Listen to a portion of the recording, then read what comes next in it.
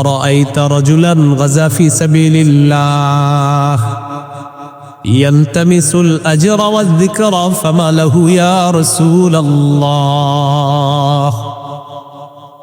এক ব্যক্তি রাসূলুল্লাহ সাল্লাল্লাহু আলাইহি সাল্লামকে জিজ্ঞাসা করলেন, হুজুর, এক ব্যক্তি জিহাদ করছে, জিহাদের নিয়ত হলো আল্লাহর কাছ থেকে সওয়াব কামাই করা, আর তাকে মানুষ বড় বাহাদুর বলবে, এই দুই নিয়তে সে জিহাদ করছে। জিহাদের নিয়ত আসেনি সবার। জিহাদের নিয়ত না থাকলে মুনাফিকি মৃত্যু হবে। সহিহ মুসলিমের হাদিস 1910 নম্বর হাদিস 1910 قال رسول الله صلى الله عليه وسلم من مات ولم يغزو ولم يحدث به نفسه مات على شعبة من النفاق। কোন মুসলমান মারা গেল, জিহাদ করলো না অথবা জিহাদের সংকল্প করলো না, সে মুনাফিকি মৃত্যুবরণ করলো, নাউজুবিল্লাহ। তো বলছিলাম, এক ব্যক্তি জিহাদ করছে, তার নিয়ত হলো আল্লাহর কাছ থেকে সওয়াব কামাই করা, মানুষের বাহবা কামাই করা, মানুষ তার প্রশংসা করবে। ফামা লাহু ইয়া রাসূলুল্লাহ, হুজুর সে কি পাবে? فقال رسول الله صلى الله عليه وسلم لا شيء له। নবীজি বললেন সে কিছুই পাবে না। আদাহা সালাসা মাররাত, প্রশ্নটা 3 বার করলেন, হুজুর সে কিছুই পাবে না। নবীজি বললেন লা শাইআ লাহু লা শাইআ লাহু লা শাইআ লা, সে কিছুই পাবে না, সে কিছুই পাবে না, সে কোনো নেকি পাবে না। হাদিসের শেষে নবী বলেন, ইন্নাল্লাহা লা ইয়াকবালু মিনাল আমালি ইল্লা মা কানা লাহু খালিসা ওয়াবতুগিয়া বিহি ওয়াজহুহু। রাসূলুল্লাহ সাল্লাল্লাহু আলাইহি সাল্লাম বলেন, আল্লাহ তাআলা ততক্ষণ পর্যন্ত বান্দার আমল কবুল করেন না, যতক্ষণ আমলটা ইখলাসের সাথে আল্লাহর জন্য না করবে, ততক্ষণ এই আমল আল্লাহ তাআলা কবুল করেন না। এগুলো 2 নাম্বার আলামত, ইখলাসের সাথে সব কাজ করা। বলেন তো ইসলামে পরিপূর্ণভাবে প্রবেশ করেছি কিনা বোঝার জন্য কয় আলামত? 5। 1 নাম্বার আত্মসমর্পণ, আল্লাহর সব আদেশ নিষেধের সামনে একদম মাথা নত করা, সব মেনে নেওয়া। 2 নাম্বার ইখলাস। 3 নাম্বার, এটা একটু বলি, বলেন বিশুদ্ধ আকীদা।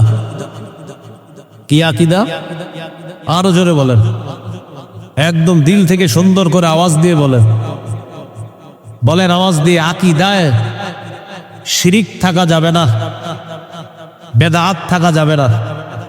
আবার বলেন, আকীদায় শিরিক থাকা যাবে না, বেদাত থাকা যাবে না।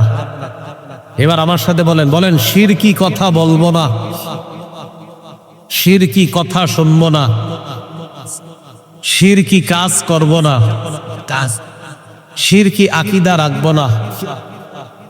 শিরিকের গন্ধ যেখানে হয়,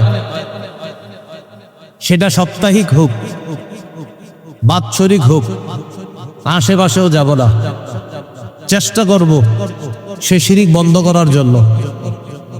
কি বললাম?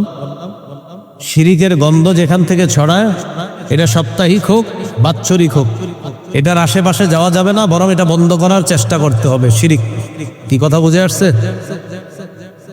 তাহলে 3 নাম্বার বিশুদ্ধ আকীদা, আকীদায় শিরিক থাকা যাবে না, বেদাত থাকা যাবে না।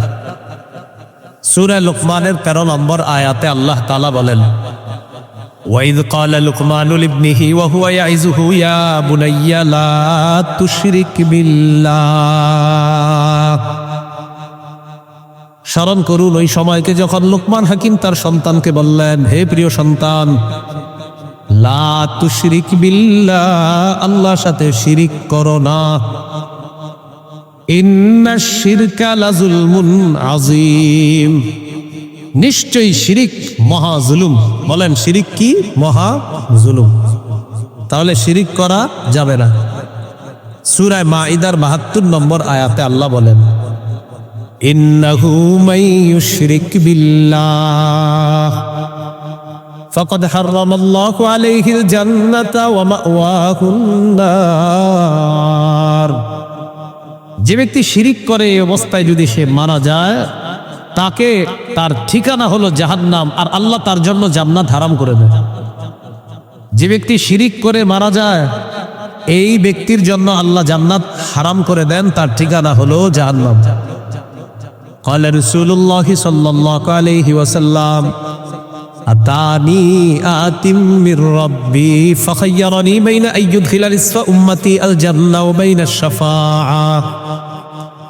রাসূলুল্লাহ সাল্লাল্লাহু আলাইহি সাল্লাম বলেন, একজন ফেরেশতা আমার কাছে আসছে, আসার পর আমাকে দুটি বিষয়ের যে কোনো একটি গ্রহণ করার ইচ্ছাধিকার দিয়েছে। আমাকে বললেন, আল্লাহ তাআলা আমাকে পাঠাইছে আপনাকে এটা বলার জন্য, আপনি চাইলে আপনার অর্ধেক উম্মত জান্নাতে নিতে পারবেন, আর চাইলে সুপারিশ করতে পারবেন। আপনি কোনটা গ্রহণ করবেন? দুটা পারবেন না, যে কোনো একটা। নবীজি সাল্লাল্লাহু আলাইহি সাল্লাম বললেন, ইখতারতুশ শাফাআহ, আমি সুপারিশ করাটা গ্রহণ করে নিলাম। এখন আমাদের মাঝে অনেক অবুঝ মানুষ মনে করে কি জানেন, যে আমি নামাজ রোজা না করলেও নবীর সুপারিশ পাবো, নবীর প্রেম আছে ভিতরে, এরকম মনে করে অনেক।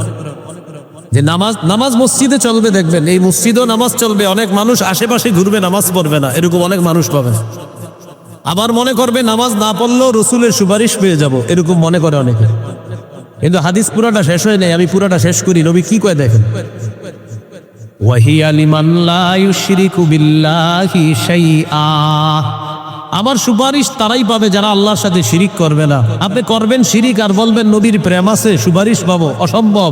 শিরিক করবেন আর নবীর সুপারিশ পাবেন, কঠিন কালেও এই আশা করা যাবে না, নবীর সুপারিশ পাওয়া যাবে না। তাহলে সুপারিশ পাওয়ার শর্ত, শিরকি কাজ করা যাবে না, এটা শর্ত। আবার অনেকের পাবেন যারা বলে নামাজ রোজা না করলেও নবীর প্রেম আছে।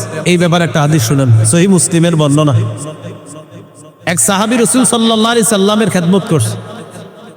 তো খেদমত করার পর নবীজি সাহাবীকে বললেন, তুমি আমার কাছে কিছু চাও, এখন যেই পুরস্কারটা চাইবা আমি তোমাকে সেটাই দিব। সাহাবী বুদ্ধি করে বললেন, ইন্নী আসআলুকা মুরাফাকাতাকা ফিল জান্নাতি ইয়া রাসূলুল্লাহ, হুজুর আমি জান্নাতে আপনার সাথী হতে চাই।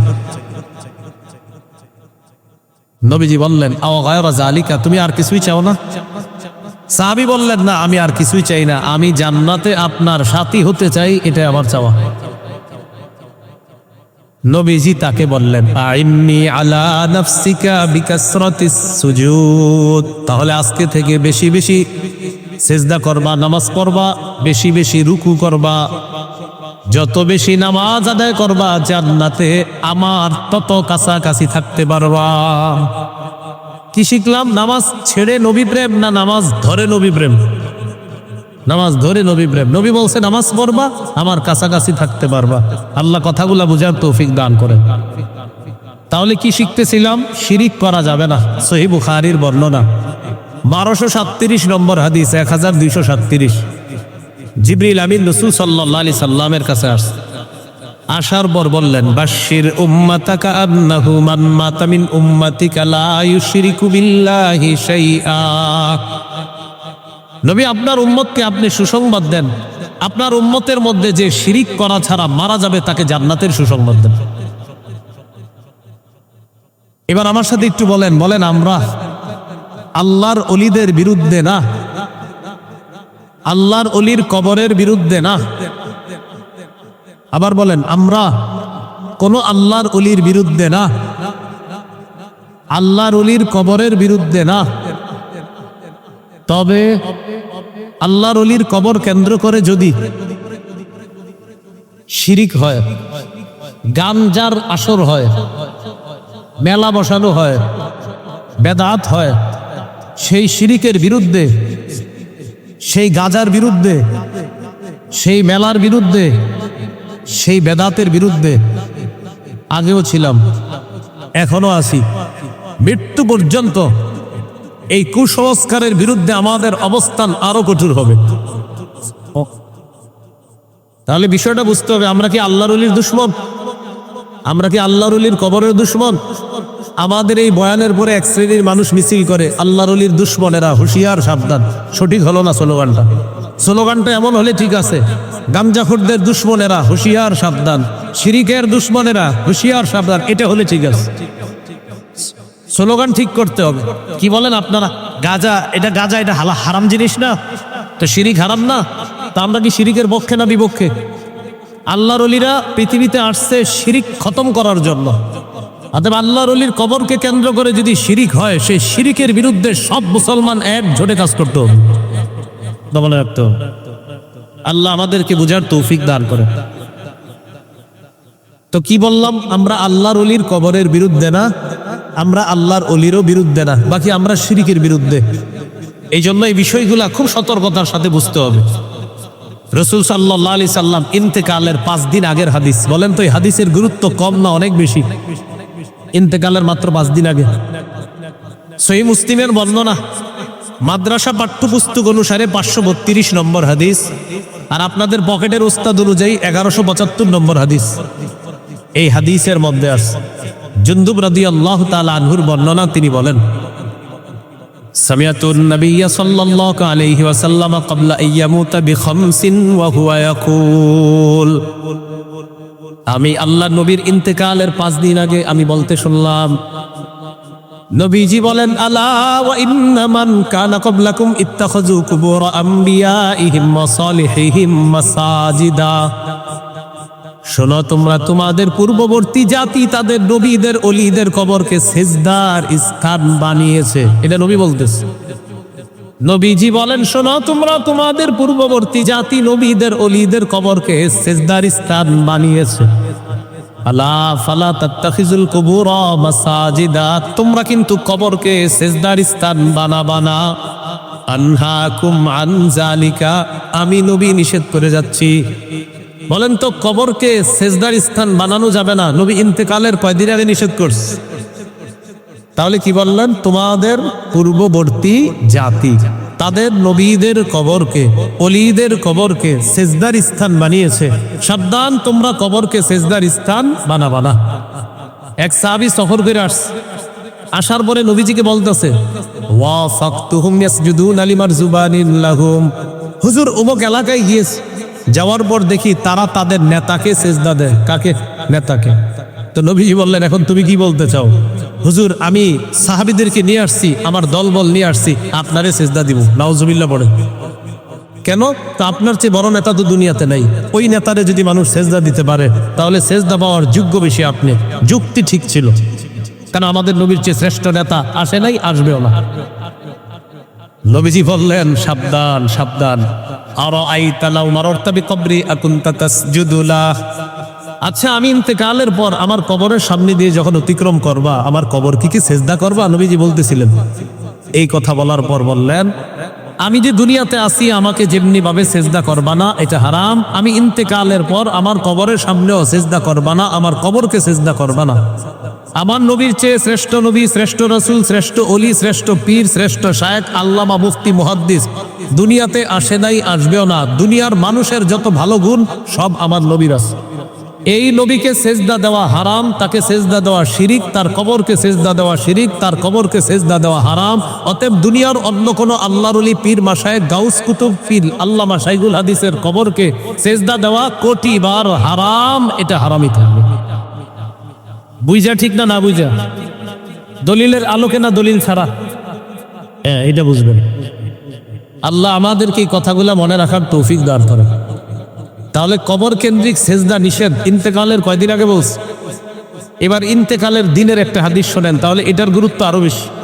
ইন্তেকালের দিনের সহিহ বুখারী 435 নম্বর হাদিস।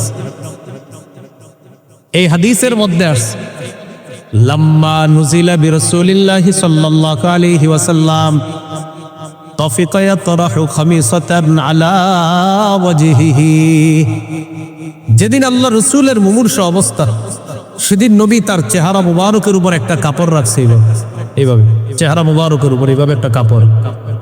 ফাইদা তাম্মা, যখন নবীর প্রাণ বের হবে, প্রাণটা বের হবে, কাশাফাহা আন ওয়াজহিহি, তখন নবীজি সাল্লাল্লাহু আলাইহি সাল্লাম চেহারা মুবারক থেকে কাপড়টা সরাইলেন।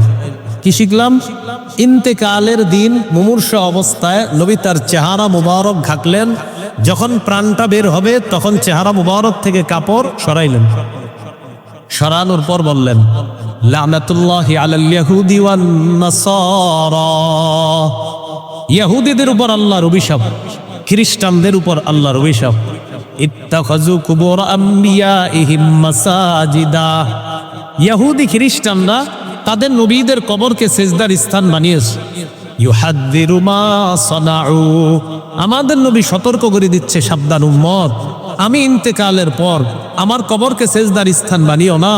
অতীতে ইহুদিরা নবীর কবরকে সেজদার স্থান বানিয়েছে, খ্রিস্টানরা নবীর কবরকে সেজদার স্থান বানিয়েছে, তোমরা কিন্তু কবরকে সেজদার স্থান বানাবা না।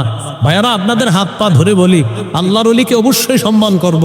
আল্লাহর ওলির কবর, তার কবর আমরা অবশ্যই জিয়ারত করব, কিন্তু সেটাকে কেন্দ্র করে শিরিক যদি করি, তাহলে এই শিরিক করাটা, এটা করা, এক তো আল্লাহর সাথে শিরিক করে জাহান্নামী হলেন, দুই যারা বলেন যে নবীরে ভালোবাসি আবার অপর দিয়ে শিরিক করেন, এটা রসুলকে ভালোবাসা না, বরং এটা আল্লাহ রসুলের সাথে দুশ্মনী করা, কারণ নবীজি নিষেধ করে গেছেন।